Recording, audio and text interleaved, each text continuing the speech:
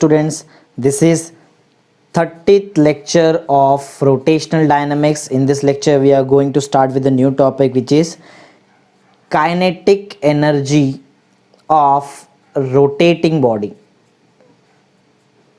Kinetic energy of rotating body, ये है हमारा आज का टॉपिक. ठीक है, kinetic energy of rotating body. तो सिंपल थोड़ा मैथमेटिकल कंसेप्ट है इसमें. तो हम स्टार्ट करते हैं सबसे पहले डायग्राम से. ठीक है, हम एक ऐसा डायग्राम कंसिडर करते हैं जो एक रिजिड बॉडी का डायग्राम है. ठीक है, हम ऐसा एज्यूम करते हैं कि ये जो बॉडी है रिजिड बॉडी है. ठीक है, और ये रिजिड बॉडी रोटेट हो रहा है, ऐसा हम एज्यूम करते हैं. ठीक है, अगर ये रिजिड बॉडी रोटेट हो रहा है तो रिजिड बॉडी हमेशा कोई एक्सिस ऑफ रोटेशन के अबाउट ही रोटेट होता है. ठीक है ना, इतना सबको पता है. तो हम यहाँ पे बना के लेते हैं एक axis of rotation.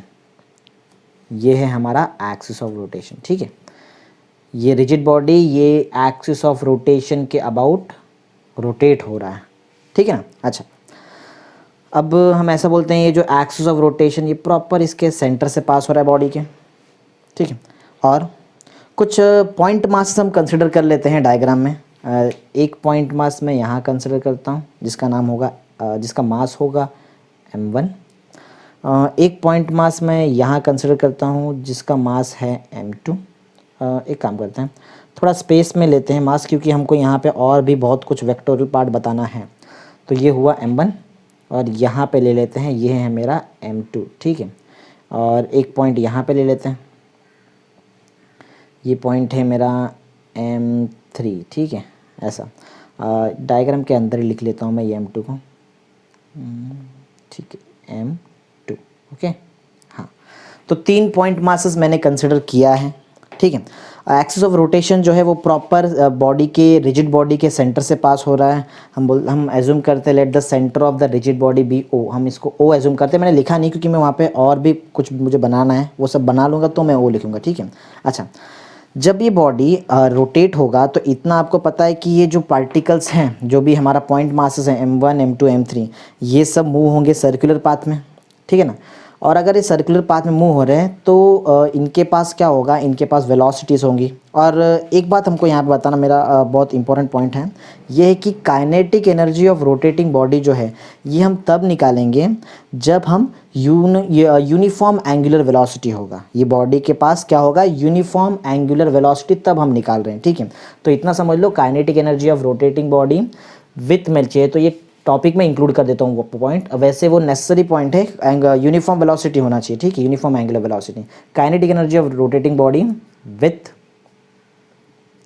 Uniform angular velocity. Angular velocity. ठीक है, तो यूनिफॉर्म एंगुलर वेलोसिटी होगा तो हम जाके क्या करेंगे, काइनेटिक एनर्जी निकाल सकते हैं रोटेटिंग बॉडी का, और वो ज़्यादा इजी हो जाता है अगर हम यूनिफॉर्म एंगुलर वेलोसिटी लेते हैं. मींस ओमेगा कांस्टेंट लेंगे तो ये केस में हमारे पास जो एंगुलर वेलोसिटी है ओमेगा जो है ये कैसा है, ये है कांस्टेंट. ठीक है ना, ये क्या है, ये है कांस्टेंट. सिंपल. अच्छा, तो मैं ये बोल रहा था कि अच्छा पॉइंट मास हमने लिया था, तो पॉइंट मास के साथ हमको इसका डिस्टेंस भी तो लेना पड़ेगा फ्रॉम एक्सिस ऑफ रोटेशन. तो हम ऐसा एज्यूम करते हैं, distance of point mass m1 from the axis of rotation को हम r1 लेते हैं. फॉर m2 हमारे लिए जो एक्सिस ऑफ रोटेशन से डिस्टेंस होगा वो r2 होगा, और जो m3 का डिस्टेंस है एक्सिस ऑफ रोटेशन से वो होगा r3. ठीक है, तो कुछ पार्ट जहाँ लिख सकते हैं मैं वहाँ पे लिखता हूँ, बाकी समझ लो बाय डिफ़ॉल्ट. ये होगा हमारा जो डिस्टेंस होगा ये होगा r1. ठीक है ना, r1 डिस्टेंस है ये. सिमिलरली यहाँ पे डिस्टेंस r2 आएगा, और यहाँ पे मैं बता देता हूँ कि ये जो डिस्टेंस होगा ये that distance will be r3. ठीक है ना. ऐसा 3 डिस्टेंस मैंने यहाँ पे कंसिडर किया है, distance of point masses from the axis of rotation. यहाँ का आपको डिस्टेंस पता ही, ये डिस्टेंस होगा r2. और सिर्फ ऐसा 3 मासेस नहीं, 3 पॉइंट मास नहीं, ऐसा यहाँ पे बहुत सारा पॉइंट मास है, बहुत सारे पॉइंट मासेस से आपका ये बॉडी बना हुआ है. ठीक है. अच्छा, मैंने क्या बताया कि uniform angular velocity. Angular velocity कैसा है, यूनिफॉर्म है. ठीक है ना, एंगुलर वेलोसिटी यूनिफॉर्म है, लेकिन यूनिफॉर्म एंगुलर वेलोसिटी के लिए ये जो m1 दिख रहा है, m1, ये पार्टिकल जब सर्कल में मूव होगा तो ये पार्टिकल जो पॉइंट मास है m1, इसके पास जो वेलोसिटी होगा वो वेलोसिटी होगा v1, ठीक है ना, क्योंकि पॉइंट मास है और ये सर्कल में मूव हो रहा है, तो जो लीनियर वेलोसिटी है, linear means tangential velocity obviously, वो तो सर्कुलर पाथ को एकदम प्रॉपर टेंजेंट ही होता है, तो ये हुआ मेरा वो लीनियर वेलोसिटी v1, m1 का वेलोसिटी v1।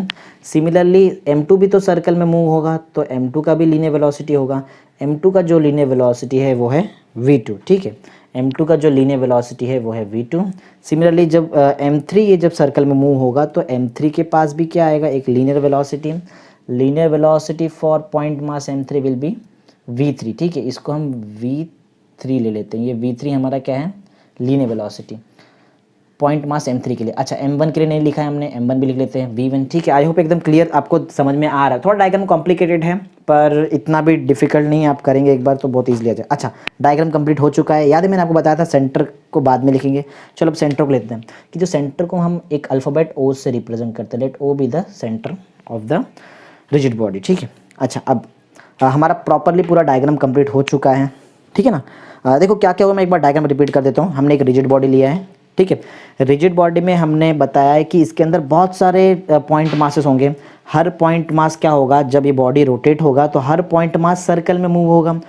जब सर्कल में मूव होगा तो इसके पास पार्टिकल के पास लीनियर वेलोसिटी आएगा। m1 के पास जो लीनियर वेलोसिटी वो v1, m2 के पास जो लीनियर वेलोसिटी v2 और m3 के पास जो लीनियर वेलोसिटी है वो है v3। r1, r2 और r3 क्या है, respective distance of point masses from the axis of rotation, ठीक है ना। तो ये हुआ हमारा डायग्राम कंप्लीट। और सबसे मेन चीज़ ये है कि kinetic energy of rotating body हम निकाल रहे हैं तब जब एंगुलर वेलोसिटी कांस्टेंट है। मैंने क्वेश्चन में एडिशनल पॉइंट ये भी ऐड कराया, ठीक है। आई होप आपको इतना क्लियर समझ में आया। अब हम डेरिवेशन स्टार्ट करते हैं, ठीक है। थोड़ा थियरी तो लिखना पड़ता है, मैं 2 पॉइंट का थियरी लिखूंगा, उसके बाद हम स्टार्ट कर देंगे हमारा पूरा मैथमेटिक्स, ठीक है। जो फर्स्ट पॉइंट है उसमें देखो मैं क्या बताऊंगा, जो डायग्राम में दिख रहा है मैं वही बताना, कुछ एक्स्ट्रा कंसेप्ट नहीं करेंगे। देखो सुनो, कंसिडर अ बॉडी, या फिर हम ऐसा बोल सकते हैं consider rigid body of mass capital M. Capital M जो है ये बॉडी का टोटल मास होगा, ठीक है। तो मैं साइड बाय साइड लिखते भी जाता हूँ और बोलते भी जाता हूँ, ठीक है। तो हम यहाँ पे क्या कर रहे हैं, कंसिडर अ रिजिड बॉडी एक कंसिडर किया हमने ऑफ, जिसका मास क्या, ऑफ मास कैपिटल एम। जो कैपिटल एम है, एक काम करता हूँ, जो भी अल्फ़ाबेट्स है ना मैं उसको अलग लेटर से लिखता हूँ जिससे आपको प्रॉपरली हाईलाइटेड दिखेगा। कैपिटल एम जो है ये है mass of the rigid body, ये capital M total mass of the rigid body है। वैसे देखा जाए तो अंदर बहुत सारे छोटे छोटे मासेस है ना, ठीक है। Okay, consider rigid body of mass capital M composed of क्या क्या है अंदर, कंपोज्ड ऑफ पॉइंट मासेस, अंदर तो पॉइंट मासेस हैं, कंपोज्ड ऑफ पॉइंट मासेस। अच्छा पॉइंट मासेस क्या क्या है, पॉइंट मासेस जो है वो है m1 है कॉमा, m2 है कॉमा, m3 है, दिखाया तो मैंने 3 है, वैसे बहुत सारे अप टू mn है, ठीक है, राइट है। अच्छा ये जो पॉइंट मासेस है ये कुछ रेस्पेक्टिव डिस्टेंस पे है ना from the axis of rotation, तो वो भी हम यही पॉइंट में इंसर्ट कर लेते हैं। तो हमने क्या क्या बताया, consider rigid body of mass capital M composed of point masses m1, m2, m3 and so on up to mn with respective distance, with respective या फिर हम यहीं पे लिख लेते हैं, ज़्यादा बेटर होगा, ठीक है। विथ रिस्पेक्टिव जो डिस्टेंस है हमारे पास, वो डिस्टेंस क्या क्या है, वो जो डिस्टेंस है वो है r1, r2, r3 and so on up to rn, जैसे यहाँ पे मैंने डायग्राम बनाया। हाँ तो अभी तक हमने क्या लिखा है कि टोटल मास कैपिटल एम है, पॉइंट मासेस इतना है, ये जितने भी मासेस ये कितने डिस्टेंस पे हैं, विथ रिस्पेक्टिव डिस्टेंस जो है, डिस्टेंस ऑफ क्या क्या है, रिस्पेक्टिव डिस्टेंस, पहला जो रिस्पेक्टिव डिस्टेंस है वो तो है r1, फिर सेकंड जो है वो है r2, थर्ड जो है वो r3 and so on up to rn, ठीक है ना। ये हुआ हमारा पॉइंट नंबर 1 कंप्लीट, ठीक है। तो हमने पॉइंट 1 में क्या क्या बताया, हमने बताया कि टोटल मास कैपिटल एम है, लेकिन अंदर बहुत सारे पॉइंट मास हैं, वो पॉइंट मास का रिस्पेक्टिव डिस्टेंस बताया, ठीक है। अच्छा ये बता देते कि ये रिस्पेक्टिव डिस्टेंस कहाँ से, वो भी ज़्यादा इंपॉर्टेंट होगा। With respective distance of this from, कहाँ से, फ्रॉम एक्सिस ऑफ रोटेशन। देखो ये जो चीज़ मैं लिख रहा हूँ अभी, ये तुमको याद करने का बिल्कुल भी ज़रूरत नहीं है, ये मैं कहाँ से देख के लिख रहा हूँ, डायग्राम में क्लियर दिख रहा है, जो डायग्राम में दिख रहा है वही मैं लिख रहा हूँ, ठीक है। तो ये सिंपल सा कंसेप्ट है। अब आगे बढ़ते हैं और पॉइंट नंबर 2 लिखते हैं। पॉइंट नंबर 2 में हम क्या बताएंगे, दिख रहा है जो कांस्टेंट एंगुलर वेलोसिटी, इसके बारे में कुछ बताना है, कांस्टेंट एंगुलर वेलोसिटी के बारे में। Consider a rigid body rigid body moving with constant angular, यार मैंने बताया था constant angular velocity, moving with constant angular velocity, ठीक है। Consider rigid body moving with the constant angular velocity. अच्छा, कांस्टेंट एंगुलर वेलोसिटी से मूव हो रहा है तो होगा क्या, ये पॉइंट मास सर्कुलर पाथ में मूव होंगे और सबके पास वेलोसिटी भी अपना अपना वेलोसिटी है, ठीक है। तो हमने यहाँ पे लिखा consider rigid body moving with the constant angular velocity, so the point mass जो है, point mass will move in कौन सा पाथ, सर्कुलर पाथ, समझा, सर्कुलर पाथ, सर्कुलर पाथ। तो ये अभी तक हमने बताया। अच्छा, सर्कुलर पाथ में है तो वेलोसिटी भी तो है, तो वो भी बता देते हैं। विथ वेलोसिटी, विथ वेलोसिटी क्या क्या है हमारे पास, वेलोसिटी देखो हर एक पार्टिकल का अलग अलग वेलोसिटी है, v1 v2, v3 and so on up to vn। जो nth वाला पार्टिकल होगा उसका वेलोसिटी vn होगा, जो nth वाला पार्टिकल है उसका distance from x of rotation rn होगा, ठीक है ना।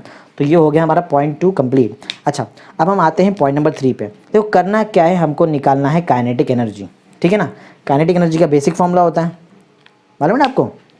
अच्छा, मैं क्या कर रहा हूँ, मैं पहले इंडिविजुअल जो भी पॉइंट मास है ना इसका काइनेटिक एनर्जी निकालूंगा और लास्ट में सब काइनेटिक एनर्जी को प्लस कर दूंगा तो मेरे को पूरे रिजिड बॉडी का काइनेटिक एनर्जी मिल जाएगा, ठीक है। तो ये पॉइंट में हम मोस्टली करने क्या वाले, हम यहाँ पे लीनियर काइनेटिक एनर्जी निकाल रहे हैं, ठीक है। या फिर हम ऐसा बोल सकते हैं फॉर काइनेटिक एनर्जी, यहाँ से हम स्टार्ट कर रहे हैं फॉर काइनेटिक एनर्जी, ठीक है।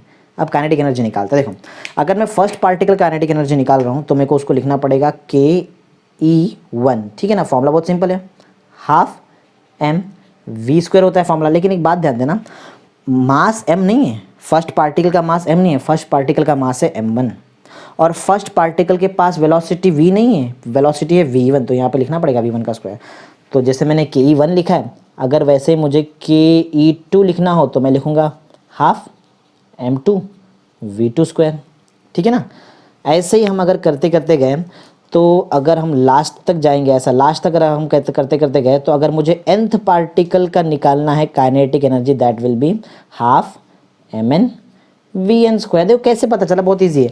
1 था तो 1 1 आया, 2 था तो 2 2 आया, तो n होगा तो nn आएगा ना, सिंपल ना।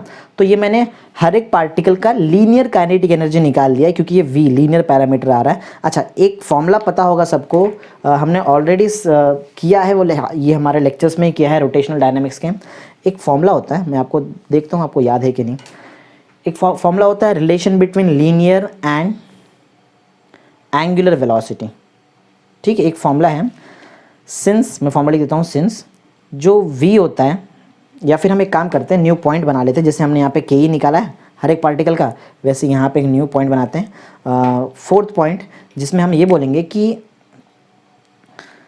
KE का आंसर हम ओमेगा के फॉर्म में हमको एक्चुअल में निकालना है क्योंकि बॉडी रोटेट हो रहा है, ठीक है। ओमेगा आना ही चाहिए आंसर में, तो अभी तक तो नहीं है। तो जैसे हमको पता है सिंस जो v का फॉर्मूला होता है वो होता है r omega, v is equal to r omega, ठीक है। तो v के जगह पे हम r ओमेगा लिख सकते हैं, तो चलो लिखते हैं फटाफट।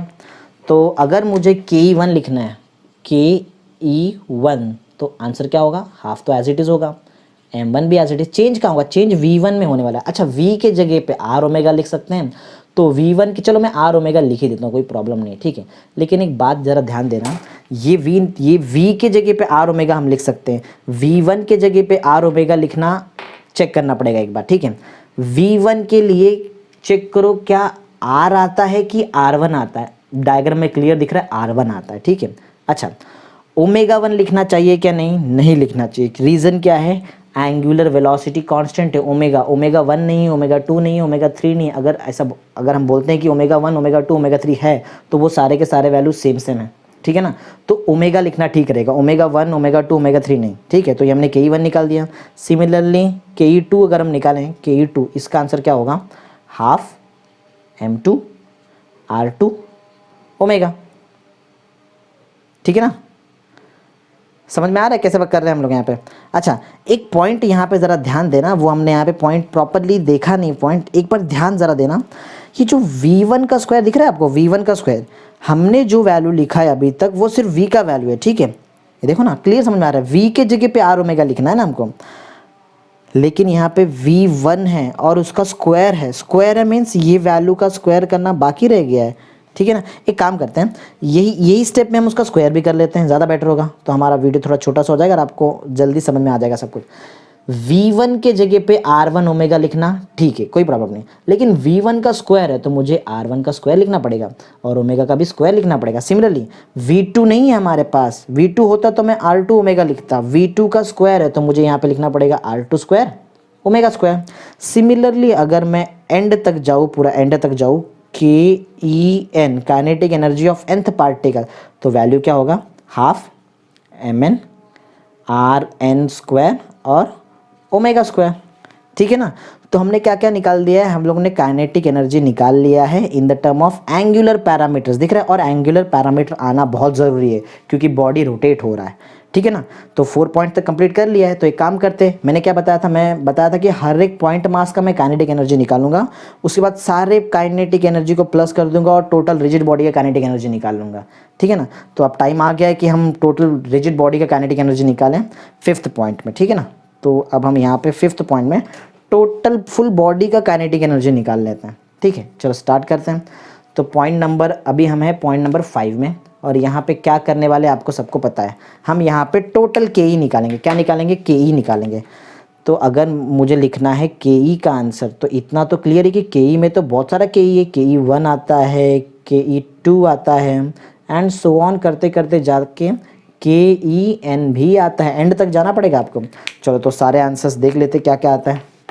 तो जो KE का आंसर है, पहले बताओ KE1 का आंसर क्या है। KE1 का आंसर है half m1 R1 square omega square, plus ऐसे ही KE2 का भी हमारे पास आंसर है half m2 R2 square omega square, and so on. अगर हम ऐसा करते करते गए KEN तक गए, KEN का वैल्यू भी हमारे पास है half mn RN square omega square, ठीक है ना। तो एक काम करते, ज़रा ध्यान देना, हाफ और ओमेगा स्क्वायर कॉमन है, ठीक है ना। हाफ जो है, और क्या कॉमन है, हाफ और ओमेगा स्क्वायर कॉमन है, तो मैंने हाफ यहाँ कॉमन ले लिया, ओमेगा स्क्वायर यहाँ कॉमन ले लिया। अब देखो अंदर बचा क्या है, हमारे पास बचा है m1 R1 square plus m2 R2 square, and so on करते करते कहाँ तक, mn RN स्क्वायर, ठीक है ना, यहाँ तक। अच्छा, तो अगर हम ध्यान से देखें, ये m1 R1 square, m2 R2 square, ऐसा प्लस करते करते जाएंगे अगर हम nth पार्टिकल तक, तो ये क्या है, ये और कुछ नहीं, ये है हमारा मोमेंट ऑफ इनर्शिया I, ठीक है ना। अगर आपको ये फॉर्मूला नहीं पता है तो आपको हमारा 25th वाला वीडियो देखना पड़ेगा। 25th वाले वीडियो में मैंने पूरा ये मोमेंट ऑफ इनर्शिया के बारे में सब कुछ बताया। तो ये फॉर्मूला वहाँ पे आया है कि I का वैल्यू क्या होता है, ये हमने वहाँ पे भी देखा है। सिस्टम अगर आपको चाहिए तो आप देख लीजिए, moment of inertia of system of particle में भी आपको ये चीज़ मिल जाएगा, ठीक है। तो इतना समझ लो, ये जो पार्ट है ना, ये m1 R1 square plus m2 R2 square plus mn up to mn RN square, ये और कोई नहीं, पता है ये क्या है, ये है हमारा I पता ना क्या है, I is the moment of inertia, half I और ओमेगा स्क्वायर तो हमारा एज इट इज़ है, ठीक है ना। तो ये क्या बना दिया हम लोगों ने, ये हमारा टोटल फॉर्मूला है for what, for kinetic energy, ठीक है। तो अब हम क्या कर लेते हैं, इसका प्रॉपरली एक, ये क्योंकि हमारा फॉर्मूला है तो प्रॉपरली इसको शेड कर लो, ठीक है। तो ये हुआ आपका फॉर्मूला रेडी, ठीक है ना। तो हमने क्या निकाल दिया, हमने टोटल निकाला है kinetic energy of rotating body. Rotating body का हमने काइनेटिक एनर्जी निकाल लिया है। आई होप आपको एकदम क्लियर पूरा प्रॉपर विजन है, एकदम दिख रहा है प्रॉपरली जो मैंने लिखा है यहाँ पे। बहुत इजी सा डेरिवेशन था, कुछ ज़्यादा डिफिकल्ट नहीं था। मैं एक बार रिकैप करा देता हूँ सब कुछ क्या क्या किया है हमने यहाँ पे, ठीक है। तो हमने यहाँ पे सबसे पहले क्या किया है, सबसे पहले हमने एक रिजिड बॉडी लिया था, ठीक है। रिजिड बॉडी में हमने बताया था कि हमने बहुत सारा पॉइंट मासेस कंसिडर किए, हर एक पॉइंट मास का डिस्टेंस देखा एक्स ऑफ रोटेशन से, R1 R2 R3, हर एक पॉइंट मास के पास वेलोसिटी था, linear velocity V1 V2 V3 and so on up to Vn। फिर हम आए हर एक जो पॉइंट मास है इसका काइनेटिक एनर्जी निकाला। फिर वो काइनेटिक एनर्जी जो लीनियर पैरामीटर्स में था मैंने उसको कन्वर्ट कर दिया एंगुलर पैरामीटर्स में, और एक बार एंगुलर पैरामीटर्स में काइनेटिक एनर्जी आ गया तो बस एक ही काम है करना, क्या आपको सारे काइनेटिक एनर्जीज को प्लस कर दो, आपको total kinetic energy of the rigid body मिल जाएगा। सो हमने आंसर निकाल दिया है, kinetic energy, total kinetic energy of rigid body is equal to half I omega square.